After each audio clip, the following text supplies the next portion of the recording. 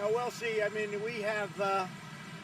He's a very fine man, but we're gonna make a decision sometime tonight. He's a very, very fine man.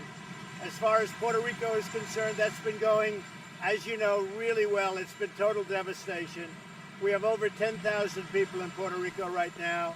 We're getting truck drivers because the people from Puerto Rico, the drivers just aren't there. They're looking for their homes. They have a lot of other problems. Likewise with the police force, but I think it's going really well considering. Rick Scott was just up, governor of Florida. That's been a success. Rick is going to get involved also with Puerto Rico, and we've made tremendous strides. Very, very tough situation, and a big question is what happens. We have to rebuild. I mean, if you look at it, the electric's gone, the roads are gone, the telecommunications is gone, it's all gone. And the real question is what's going to happen later. It's a tough situation. The loss of life, it's always tragic, but it's been incredible, the results that we've had with respect to loss of life. People can't believe how successful that has been, relatively speaking.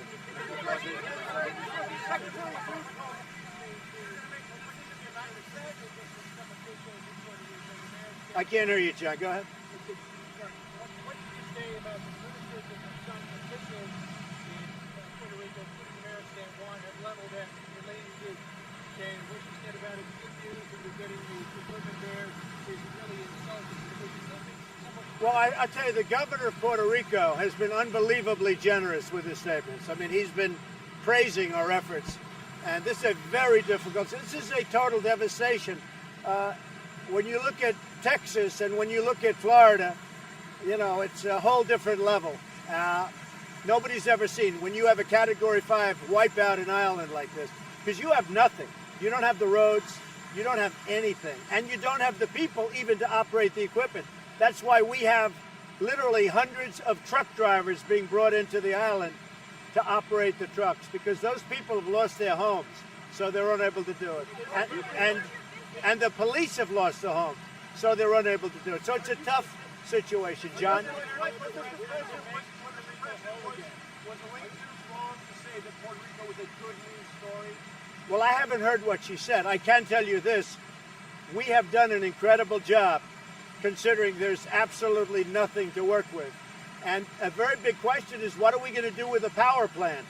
Because the power plant has been wiped out. It's not like, let's go back and fix it. That's what I do. I'm a good construction guy. You don't go back and fix it. There is nothing. The power grid is gone. So we have a lot of big decisions, and you're talking about, the dollars that you're talking about are really tremendous. And I'll be talking with the Democrats, and we'll be talking to Congress about what we're going to do a little bit longer term. In the meantime, we've saved a lot of lives. We've done a really good job, and now we're bringing the people for distribution.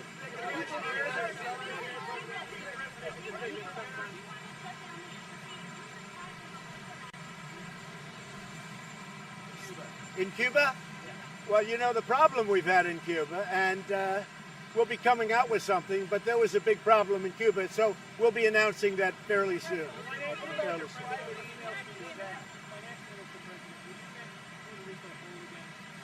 Well, we're looking at Puerto Rico. That's a very, very big thing you're talking about. You know, we're spending hundreds of millions of dollars right now. It's a territory, and these are great people. I know the people very well. These are great people. But, you know, there's a massive investment. You are rebuilding all of it at some point. As you know, there is, you know, hundreds of millions. There's a tremendous amount of money already invested in Puerto Rico by others before the storms. And that money has been in serious trouble. So now on top of it, a lot of other money. So a lot of, look, a decision has to be made. What are you going to do? Puerto Rico was flattened. And a big decision comes as to what are we going to do. But I'm there to help, I can tell you that.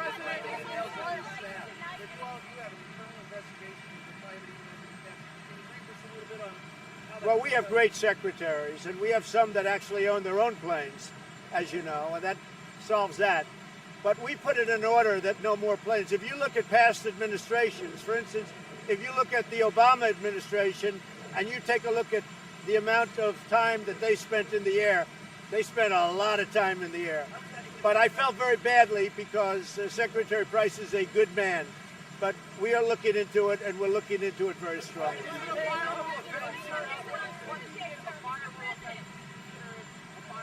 Well, we'll take a look. I'll be announcing something in the pretty near future.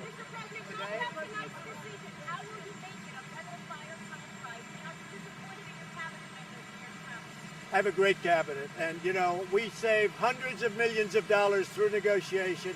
I'll give you an example. With the F-35 fighter plane, myself, I've saved hundreds of millions of dollars in negotiating, and that's one of the reasons I don't like seeing anybody even have a question about, flying. I just don't want to do that. We're saving tremendous amounts of money no matter where we go. If you look at what we've done in Florida or Texas, we've done that for relatively little compared to what other people. So I don't like to see that happen. And I think it's a shame because as a human being, Tom Price is a very good man, I can tell you. John? No, that's unacceptable to me. No, that would be unacceptable. Steve, go ahead. I've had 4 meetings for Fed chairman, and I'll be making a decision over the next 2 or 3 weeks. What about the use of private emails from your staff? What? Where are you in the search for your new Homeland Security Secretary? We are, well, first of all, Brock has done a fantastic job at FEMA, and Elaine Duke is acting, and she's working very hard. And, I think what FEMA has done has been incredible between all of these hurricanes and doing so well. But we'll be making that decision probably within a month. Homeland Security, yes. You said you spoke to Jerry Jones on the Cowboys. Well, I've spoken to other owners, and I really think it's coming together. I noticed last night, or I was told, I didn't see it, but I heard everybody stood for the national anthem, and that shows respect for our country, our flag, and for the national anthem. So, I'm very happy. I heard that, and they should stand. You have to stand. It's our national anthem. You have to stand. I spoke to numerous team owners. I have many friends. I did speak to Jerry, yes. Okay, thank you. Not a question of confidence. I was disappointed because I didn't like it, cosmetically or otherwise. I was disappointed. And, this is an administration that saves hundreds of millions of dollars on renegotiating things, on new trade deals that you'll be seeing the results very soon. We're renegotiating NAFTA. We're renegotiating so many different things and making much better deals. You'll be seeing other things come up. So I don't like to see somebody that perhaps there's the perception that it wasn't right. Well, I don't want to say, but we'll be announcing something today. We'll be announcing something today. I'm not aware of that. Yeah, I heard it was very ministerial, but I'm not aware of it. Anything else, John? Go ahead, Steve. He always treats me so nicely.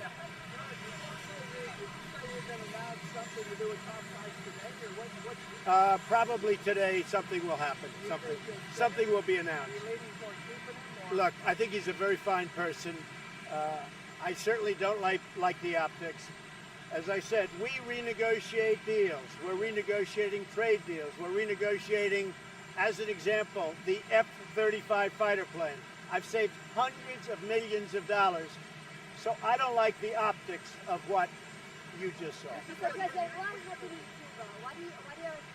Cuba, there's some very bad things happened in Cuba. Very bad things. Yeah. Well, you're going to see what's happening in Cuba, but they did some bad things in Cuba.